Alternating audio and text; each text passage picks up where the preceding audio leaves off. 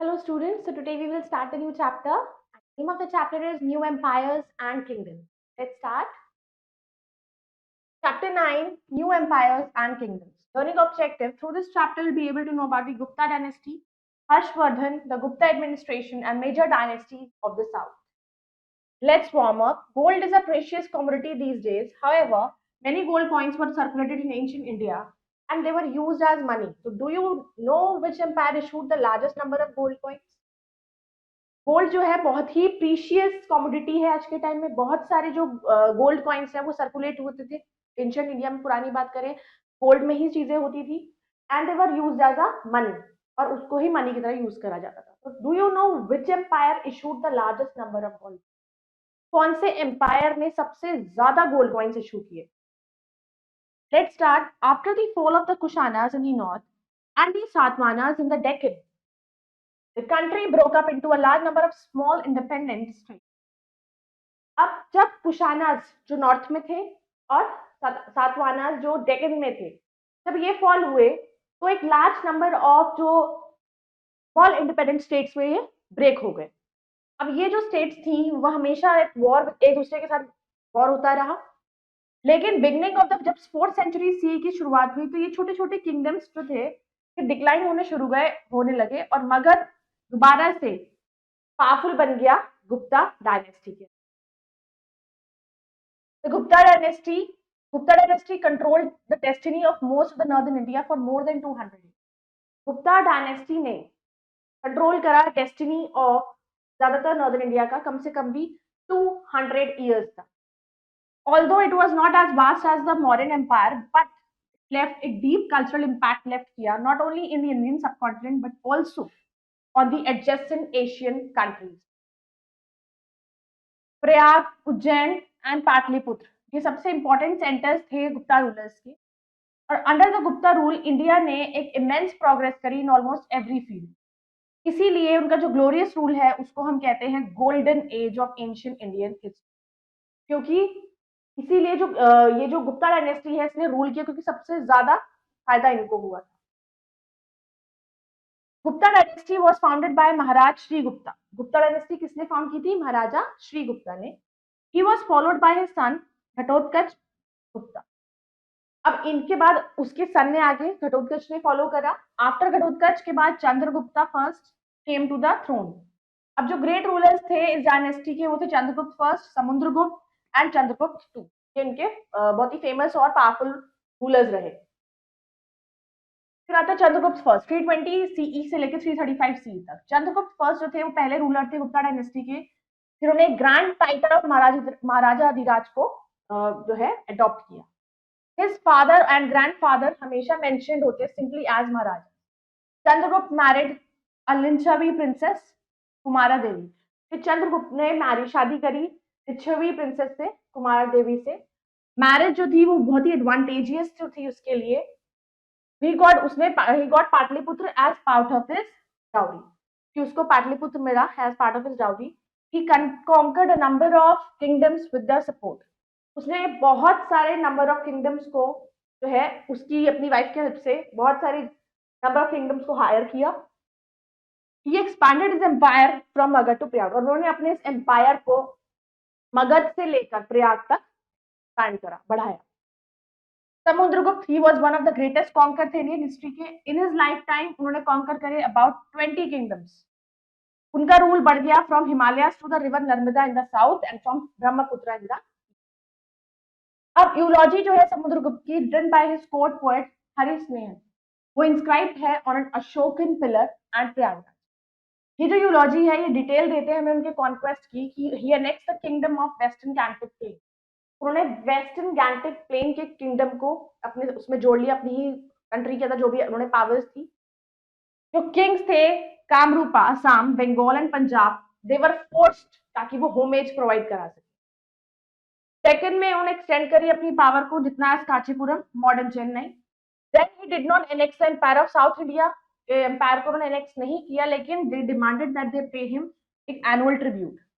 He maintained friendly relations with Saka and Kushana rulers के साथ। He subjugated the tribes living in the forest of central India। और जो central India की tribes थी उनके साथ उन्होंने, दे were living in the forest, तो उन्होंने उनको भी साथ में जोड़ा। तो समुद्रगुप्त जो थे वो नॉट ओनली खाली वॉरियर ही नहीं थे, बल्कि he was a great pattern of art and literature. सबसे इंपॉर्टेंट स्कॉलर्स जो उनके वहां पर थे, देवर हरिस्नेहा, वासुबंधु and असंगा। He was a poet and a musician himself. Coins issued by him show him playing the veena. जो coins वो इशू करे उन्होंने शो किया जो playing him by veena. Let's try. Samudragupta is known as the Napoleon of India. ऐसा क्यों कहा जाता है? ये बिलीव किया जाता है कि समुद्रगुप्त ने परफॉर्म करे थे Ashvamedha yajna to exert his political supremacy को अपनी बढ़ाने के लिए, दूर दूर तक फैलाने के लिए। तो एक वर्शिपर थे वो लॉर्ड शिव के, तो he was tolerant to other religion.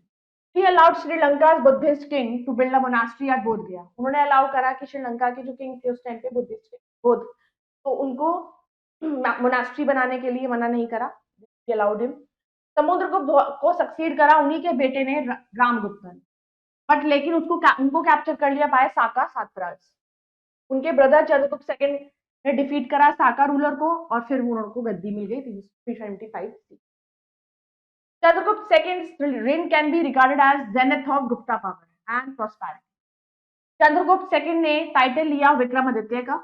हमें पता है, we know about him from inscription and coins। Vikramaditya के बारे में कॉइन्स पर भी उनकी फोटोज होती थी पुराने टाइम में। चाइनीज स्कॉलर और ट्रैवलर फाहिन, जो गुप्ता एम्पायर में विजिट करा उन्होंने ड्यूरिंग जब चंद्रगुप्त सेकंड का रूल चल रहा था, उनके बारे में उन्होंने लिखा था कि his court was full of learned people including Kalidas the poet and Aryabhata the astronomer।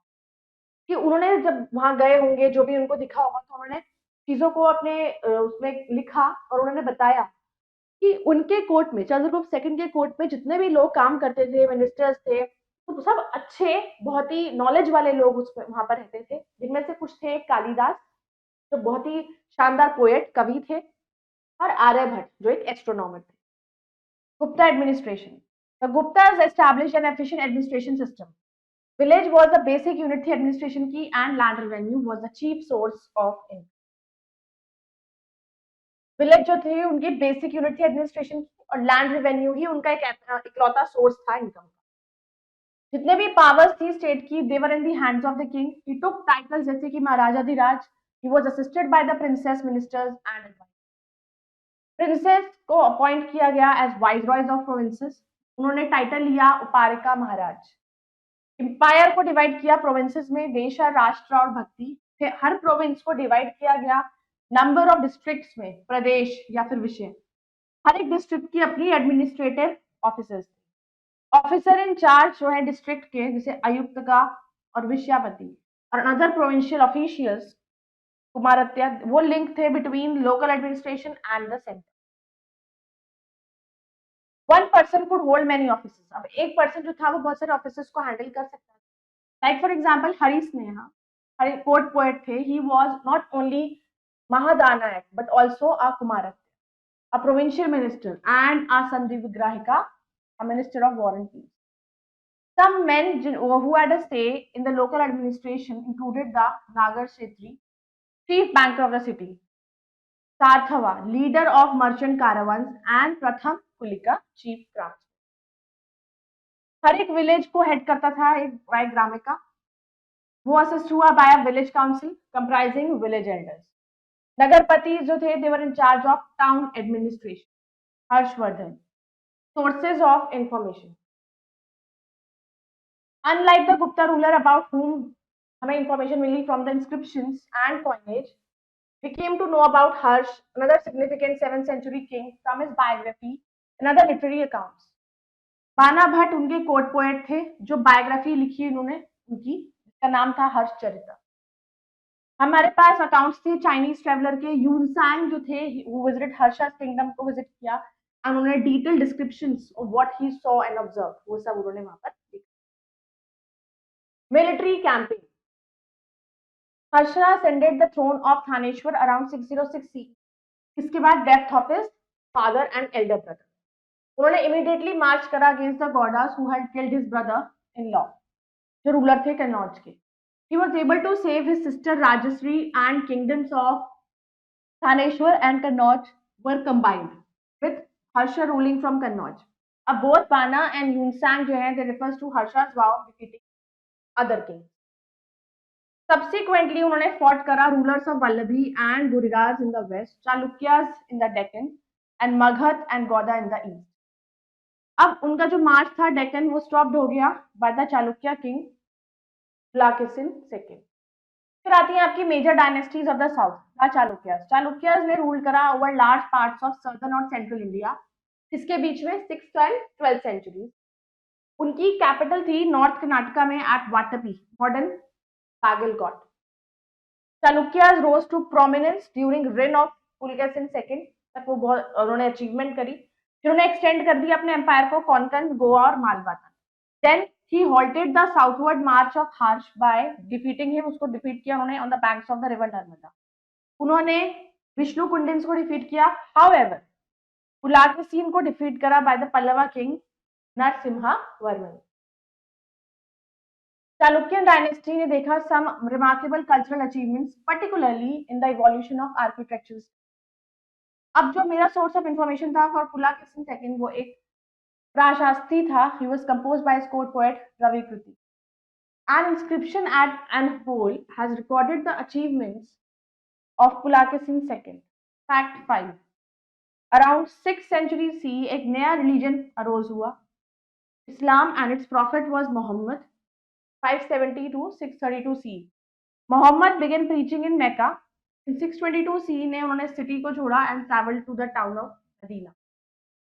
ये जो जर्नी थी इसको हज कहते हैं और मुस्लिम कैलेंडर में ही शुरू होता है हज।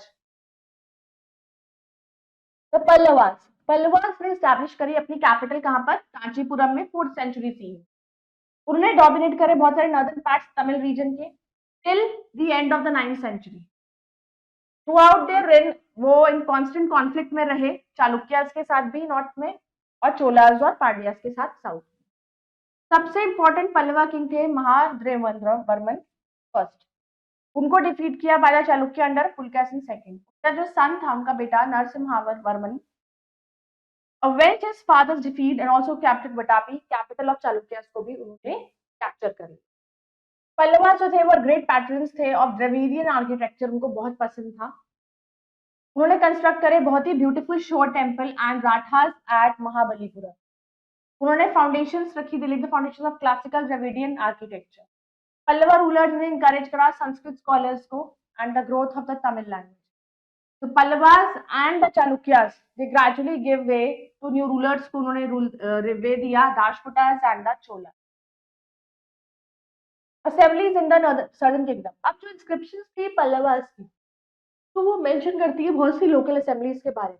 जो इंस्क्रिप्शंस लिखी हुई थी उनसे पता लगा बहुत सारी चीजों के बारे में। वो इंक्लूड करती थी द सभा, जो एक असेंबली थी ऑफ ब्राह्मण लैंड ओनर्स। ये असेंबली फंक्शन हुई after irrigation agricultural operations, making goods, local temples. Ur assembly was the village assembly found, जो जहाँ पर लैंड ओनर्स जो थे वो ब्राह्मण थे। और नागरम एक ऑर्गेनाइजेशन थी मर्चेंट्स की। इट इज लाइकली दैट कि ये जो असेंबलीज थी इनको कंट्रोल किया था by rich and the powerful land and merchants. तो बहुत सारी local assemblies continue to function for centuries तक चलती है। Glossary, eulogies are writing praise of someone, patrons famous person who supported art। Quick review, the 4th century CE saw the rise of Gupta empire, उसको हम golden age in ancient history भी कहते हैं। Chandragupta first, Samudragupta and Chandragupta second the main rulers थे Gupta empire के। Gupta administration को elaborate किया and उनके ऑफिशियल्स थे हर लेवल ऑफ गवर्नेंस पर। Harshvardhan belonged to the Pushyabhuti dynasty of Thaneshwar. He came to the throne in 606 CE and ruled till 647 CE तक उन्होंने रूल किया। So I hope you all have understood this chapter. You can go through it again and learn it and the exercises. We'll meet in the next video. Then bye bye. Take care. Thank you.